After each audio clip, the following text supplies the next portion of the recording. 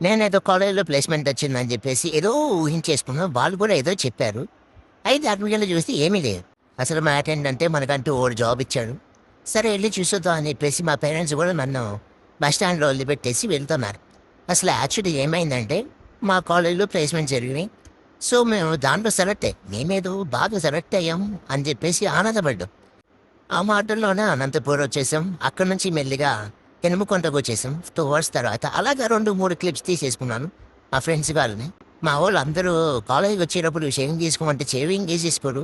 అలాంటిది మేమైతే జాబ్‌లో జాయిన్ అవుతాం అని చెప్పి షేవింగ్ చేసుకుంటున్నాం. ఇంకా అలా కంపెనీకి స్టార్ట్ అయ్యాం ఆటోలో.